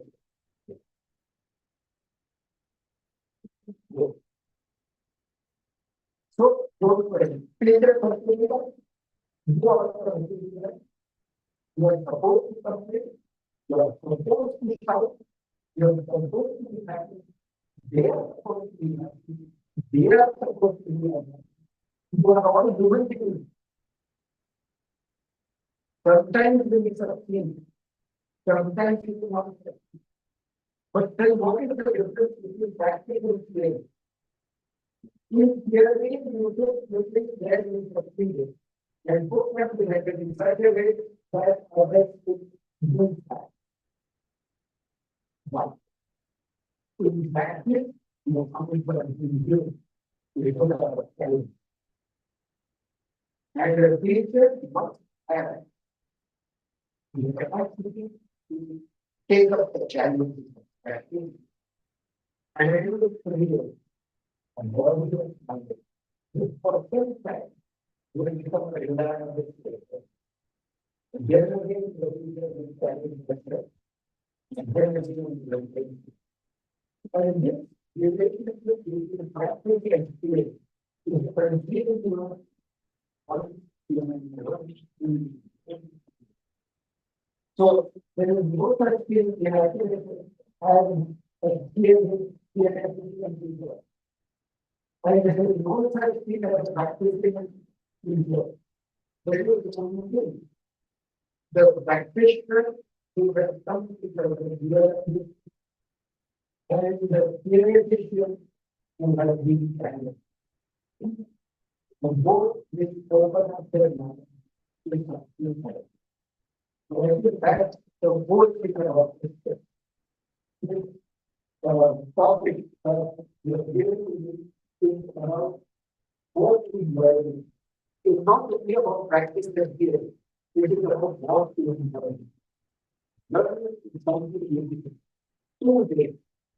So you cannot teach, you cannot tell how to write the answer. You cannot teach show how to write the answer. But you cannot show how to do your school. You have to be a teach how to do it. Because what we learn. So we just go. And we are definitely in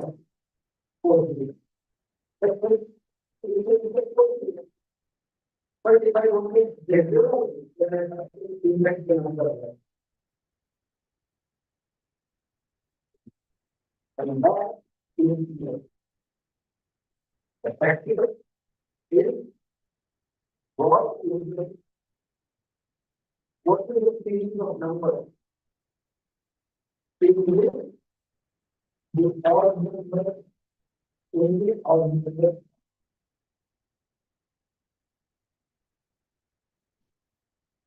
One G five seven nine. Then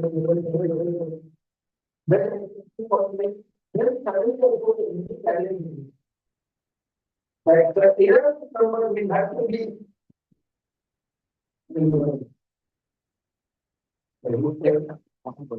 Yes, yeah. And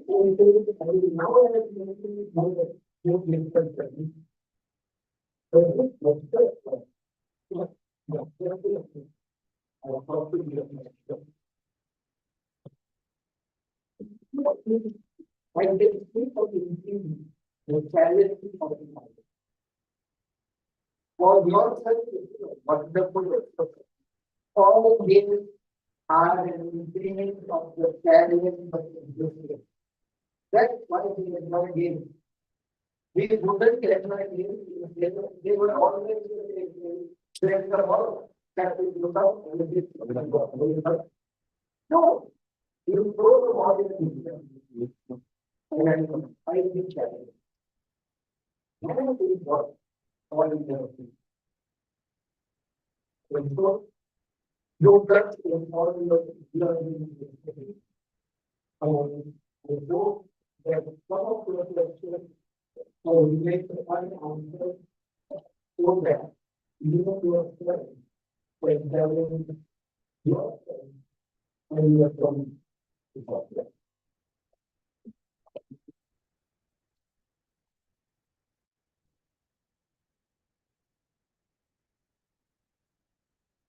Question to Pranav already at least. Again.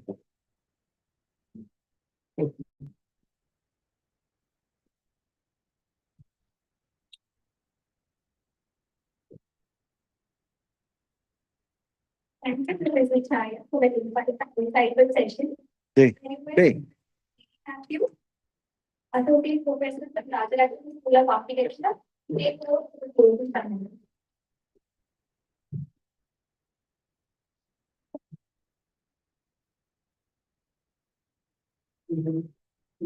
Very close to the default software. Wow. So, you mean don't try video to right? I'm learning Chaya sir after many years of college and so privileged to be here. And to start and have this entire group of capacity schooling members.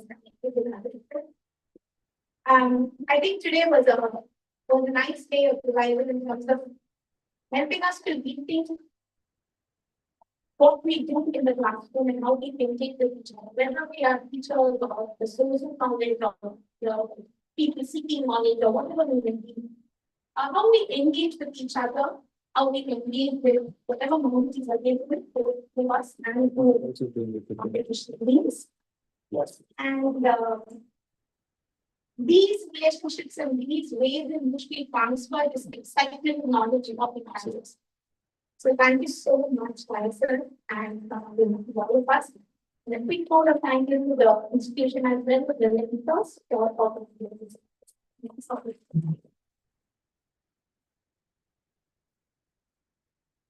Thank you, ma'am. Thank you all for joining us and we look forward to seeing you in the next session. Please wait for 5 minutes while we distribute the certificate and take a group photo. Or, yeah, before that, we would definitely like to have a small function for Sayaka. We have a special gift for you from NGR. Yeah, so, ma'am, you can come.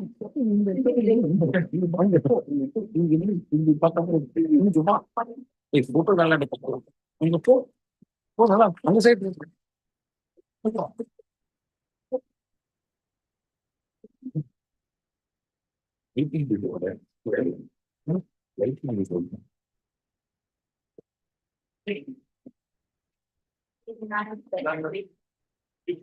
எடுத்துறியா flash on பண்ணு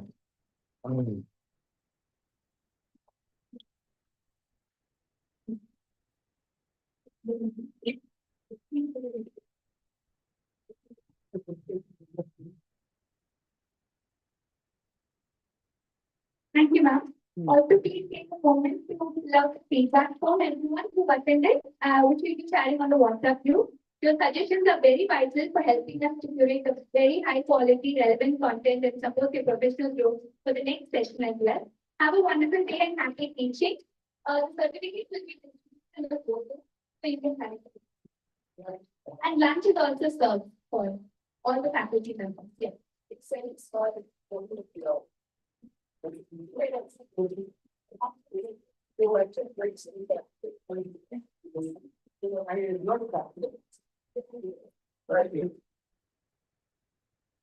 you, everyone. Thank you for joining us.